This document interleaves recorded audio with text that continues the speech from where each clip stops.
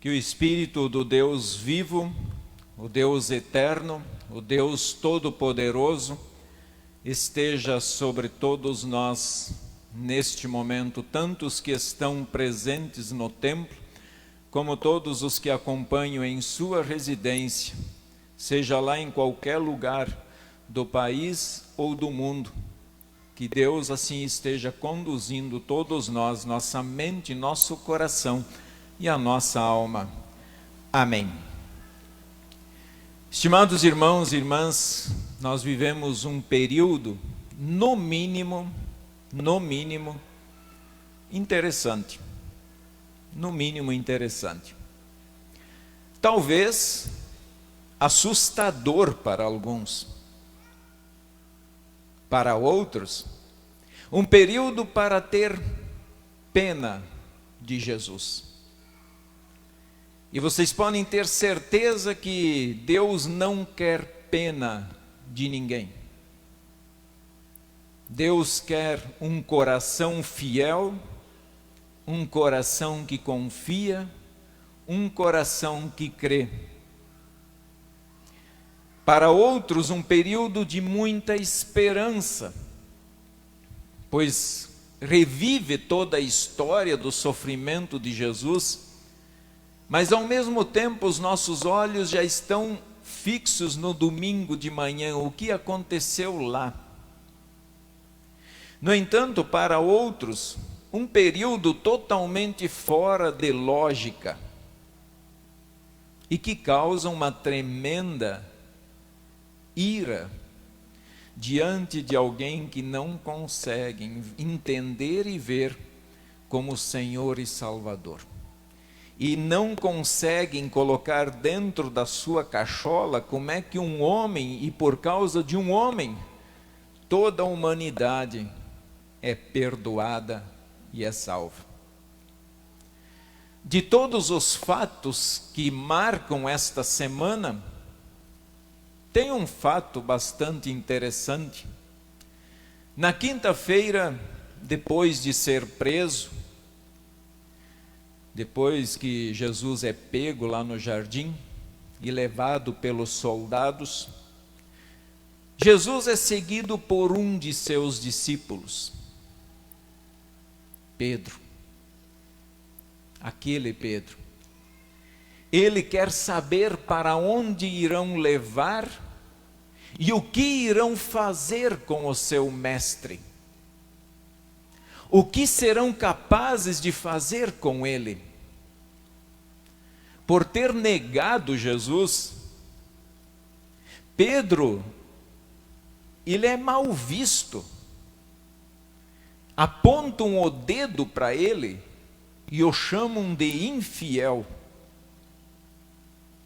No entanto, se falam isso dele, que teve coragem, depois de pegar a espada, cortar a orelha de um soldado, ainda teve coragem de seguir Jesus, mesmo que distante, mas seguiu. O que não dirão daqueles outros que nem deram as caras? Daqueles outros que fugiram e se enfiaram talvez em uma toca e se esconderam até que tudo acalmou. Ele se aproxima. Ele chega num pátio chamado de o pátio do sacerdote, onde Jesus é preso. Está ali disfarçado. Está ali na sua, acompanhando os fatos como quem não quer nada, apenas olha.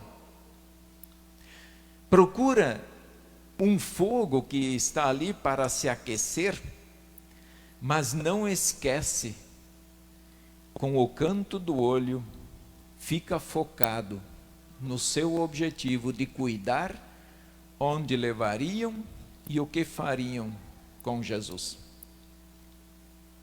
No entanto, nós, assim como nós muitas vezes somos colocados em um beco sem saída, não foi diferente com Pedro. De repente, uma empregada se aproxima dele,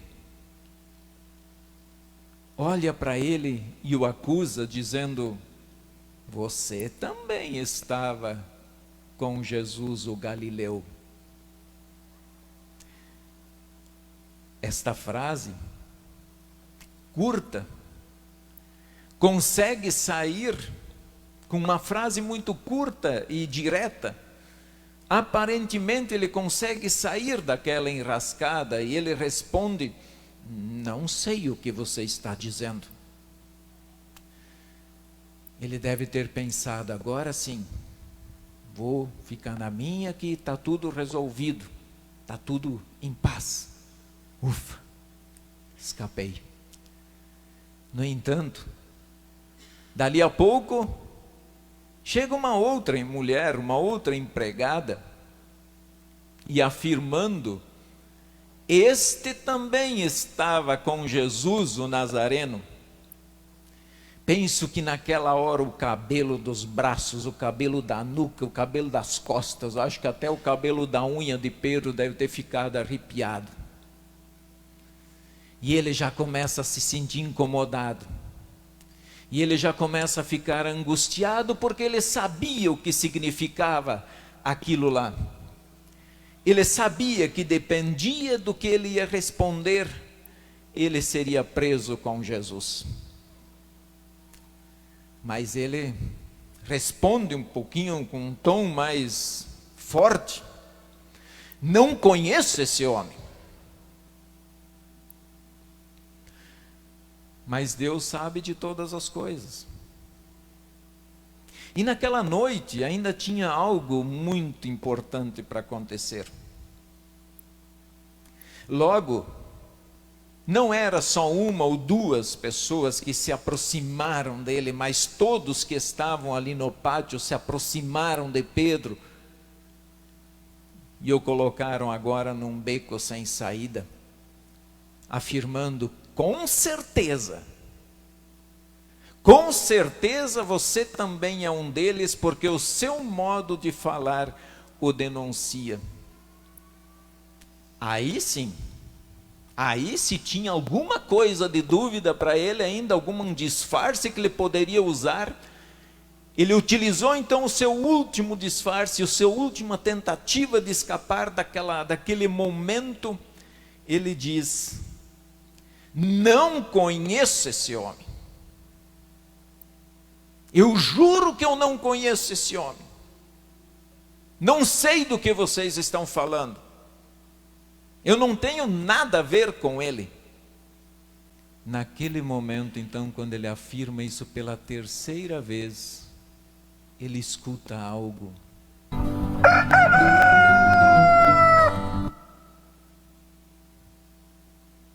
O cantar do galo.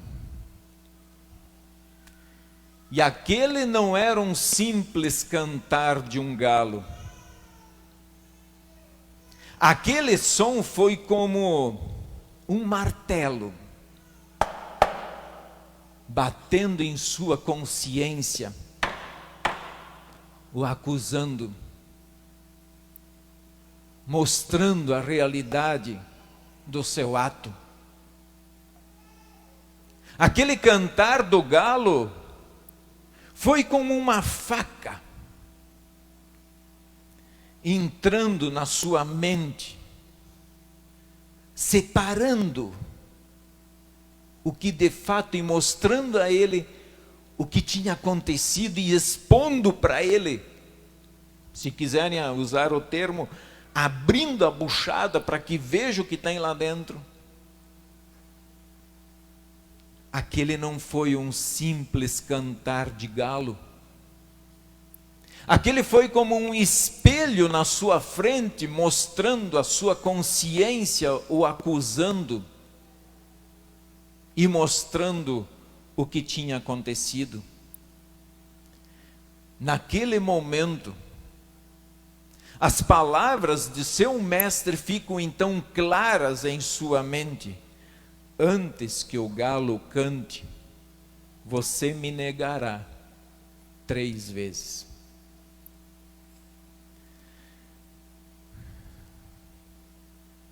Pedro nega Jesus.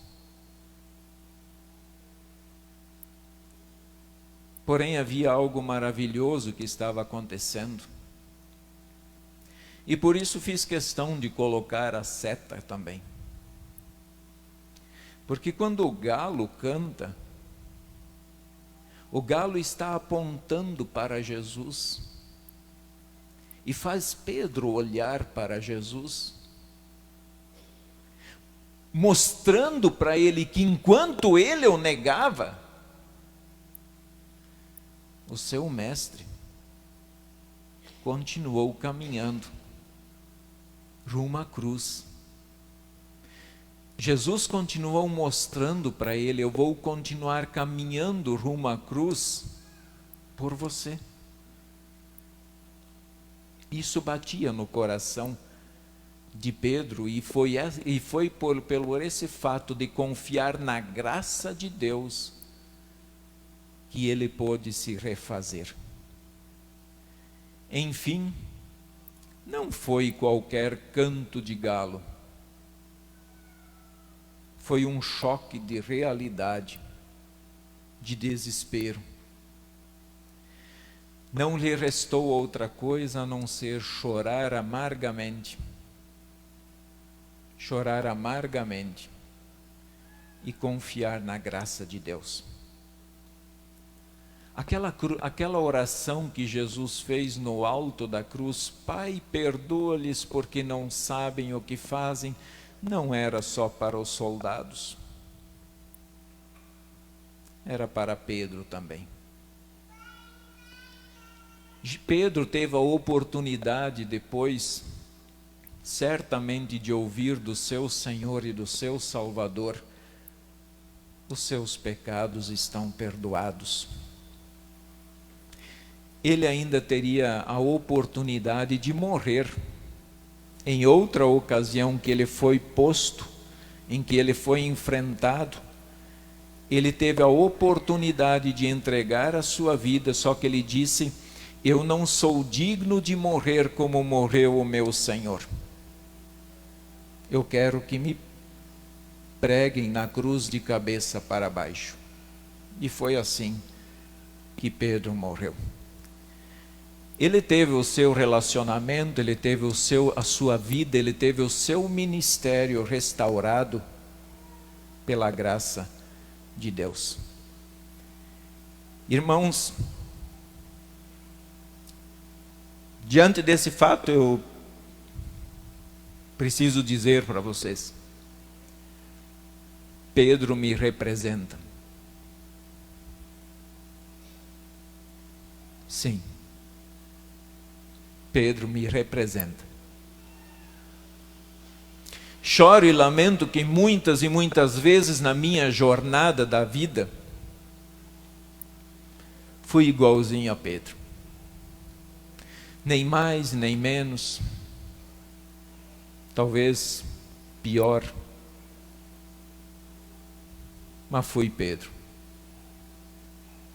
Quantas e quantas vezes neguei o meu Salvador para não sofrer com deboches, zombaria, ser maltratado e assim por diante.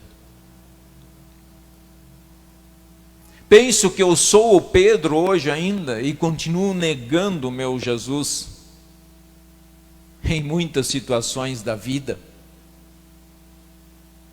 Nego e digo que não conheço Jesus e seu Pai quando eu me coloco sendo o meu próprio Deus.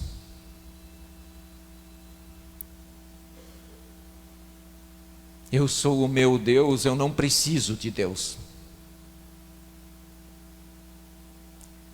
Quando confio nas minhas obras, eu sou bom o suficiente para ir para o céu sem Jesus. Então eu nego meu Senhor. Eu nego e digo que não conheço Jesus quando uso o seu nome como se fosse um nome comum,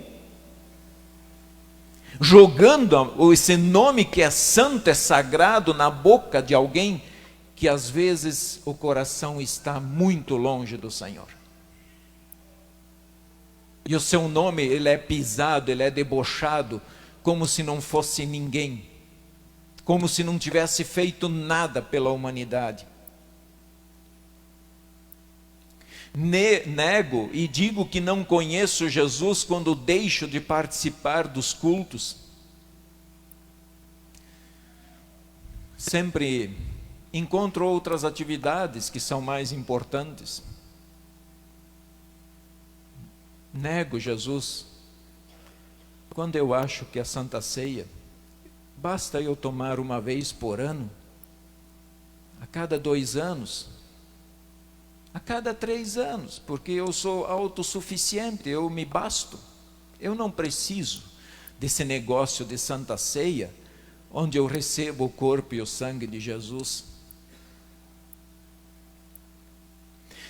Nego e digo que não conheço Jesus quando, em vez de fazer o que Deus pede, eu coloco outras coisas como prioridade na minha vida. Sim. Para que Deus? Afinal, hoje é século 21. Esse negócio de Deus, em primeiro lugar, foi lá muito tempo, logo que Jesus esteve na terra, mas hoje não faz mais sentido. Hoje nós temos que acompanhar a modernidade e casais simplesmente se ajuntam como se fosse tranquilo, em paz, como se estivesse tudo certo. Eu nego meu Jesus quando cometo adultério. E quando a minha consciência já não me acusa mais. Talvez quando eu vivo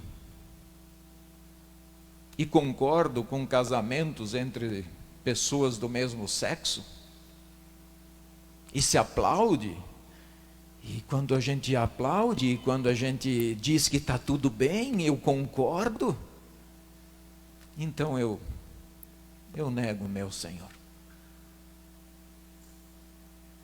Eu nego e digo que não conheço Jesus quando eu maltrato os meus pais e minhas autoridades, porque toda autoridade procede de Deus. Então, esse negócio de nós estamos numa liberdade, então está tudo certo, eu posso atropelar todo mundo que Deus vai me aplaudir no final.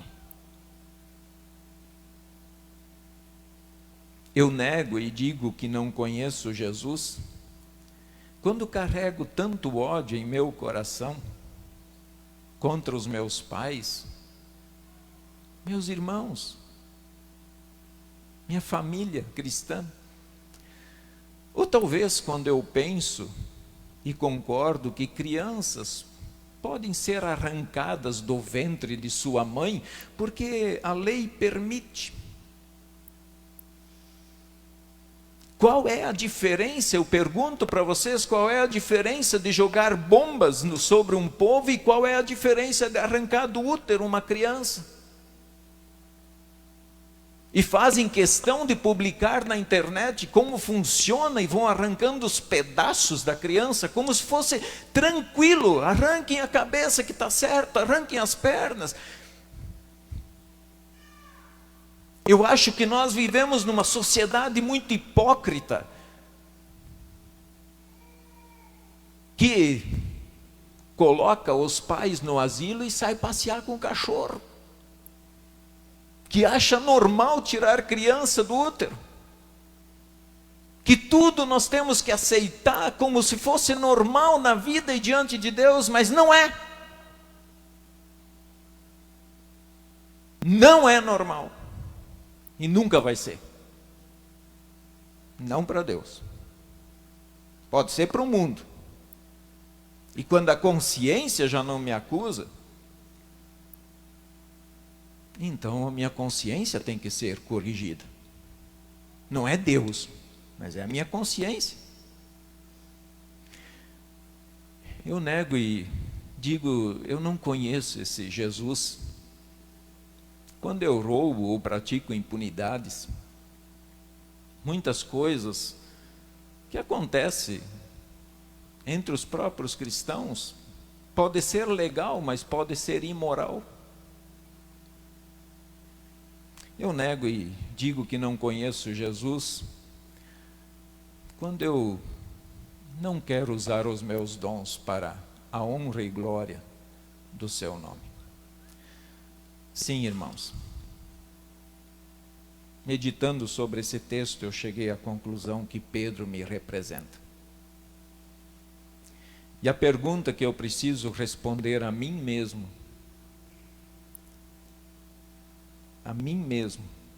é a seguinte: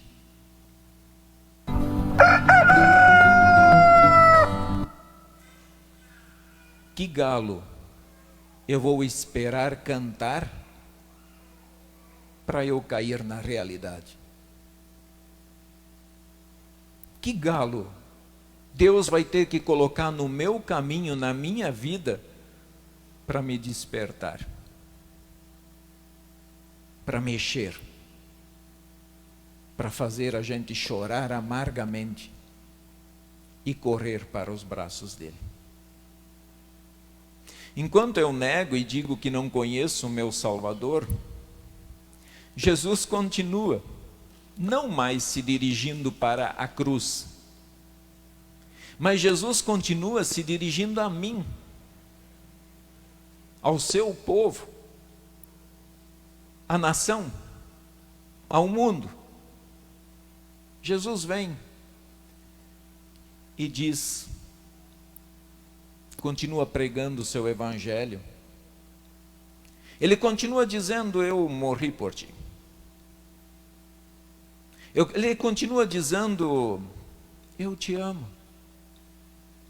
Ele continua dizendo: confie e acredite em mim, derramei o meu sangue por ti, mas eu ressuscitei, eu estou vivo, e um dia eu vou voltar. Sua palavra, podemos dizer que é um galo que está cantando. Os pastores, vocês, quando vocês pregarem o evangelho, é um galo que está cantando na vida de alguém, dando a eles a oportunidade de se arrependerem, de confiarem somente em Deus e não em suas obras. E o Papai do céu, ele continua dizendo: porque Deus amou o mundo de tal maneira que deu o seu Filho unigênito, para que todo o que nele crê não pereça, mas tenha a vida eterna.